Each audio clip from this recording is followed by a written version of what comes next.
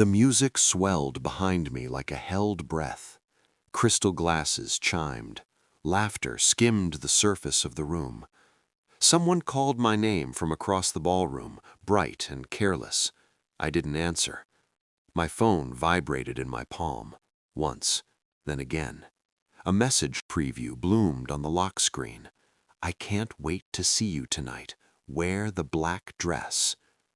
My wife was standing 10 feet away, smiling at a friend, her hand resting lightly on my arm as if it belonged there.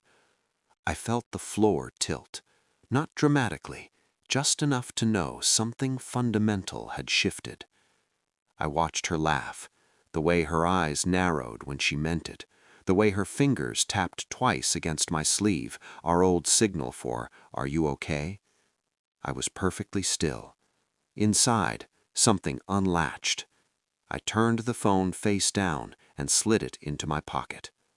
The chandeliers overhead threw fractured light across the room, and for a moment everyone looked unreal, like actors who didn't know the script had changed. She leaned closer, whispered that this night mattered, that everyone we loved was here. I nodded, because she was right. Everyone was here, and soon so would the truth. The message wasn't proof. I told myself that first. It could be a mistake, a wrong number, a joke that landed wrong. I built small excuses and stacked them carefully like fragile glass. But doubt doesn't shatter. It seeps. I noticed the new passwords, the phone always face down, the way she left the room to take calls she used to answer anywhere. At night, she slept with her back to me, a few inches of space that felt deliberate. I replayed moments I'd ignored, a business trip that ran long, a smile that lingered after a name she mentioned too casually, the black dress she wore more often now. I never asked. Asking would mean choosing chaos over certainty. Instead, I listened. I watched. I let silence do what confrontation couldn't. She talked about the future, vacations, renovations, children someday. Each word landed hollow. I realized then that betrayal isn't loud. It's meticulous. It folds itself into routines. It hides in plain sight, wearing familiarity like camouflage. I started sleeping lightly, waking before dawn with my heart already racing, my mind cataloging details like evidence at a crime scene. I loved her. That didn't disappear. It just stopped protecting her. I moved carefully, no sudden changes, no suspicion on my face. I kissed her goodbye every morning, asked about her day, listened closely enough to hear the gaps. When she showered, I checked her phone. Not messages, she'd cleaned those, but calendar entries that didn't align, locations that overlapped too often with one name. I pulled phone records. Clean, too clean. I hired someone. A professional distance, no emotions, just facts. While I waited, I planned the party, an anniversary, big enough to justify everyone, friends, family, colleagues, the kind of night people remember. She was thrilled. That hurt more than I expected. The investigator's report arrived in a thin envelope. I didn't open it right away. I let it sit on the kitchen counter while I made coffee, while she talked about table settings and playlists. I memorized the way her voice rose when she was excited. Then I opened it. Photos, dates, a hotel room, his name, a man I knew.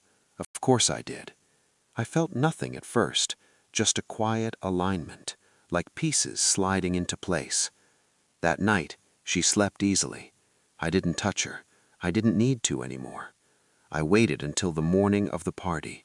Timing matters. I placed the envelope on the bed between us, neat, centered. She frowned, opened it. Her breath caught on the second page.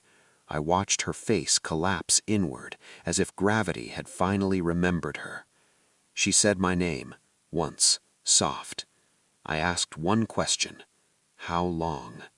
She cried, apologized, reached for me like this was something we could still salvage with proximity. I stepped back. The distance felt earned. I told her nothing about the party, nothing about what I'd planned. I just said we would discuss everything later. I wanted her there. I wanted her composed. Shock is powerful, but anticipation is worse. The ballroom was perfect, lights low, music warm, everyone dressed for celebration. I took the microphone when dessert was cleared. She looked at me, confused, hopeful. I thanked everyone for coming, spoke about trust, about commitment, about how love, when honest, deserves witnesses. Then I projected the photos. No commentary, no accusations, just dates, names, a timeline that spoke for itself. Gasps rippled. Silence spread. She froze. I didn't look at her. I looked at him standing near the bar, already pale. I ended by saying I wouldn't be answering questions. Some truths don't need discussion. I set the microphone down and walked out. Behind me, the party dissolved. I felt clear. The night air was cool, clean, honest. I understood then that revenge isn't about pain, it's about restoration of reality. Everyone saw what I saw. I went home alone, packed a bag, left my ring on the counter where the morning light would find it. By the time the sun rose, I was already gone. Some endings don't need forgiveness, they need witnesses and silence.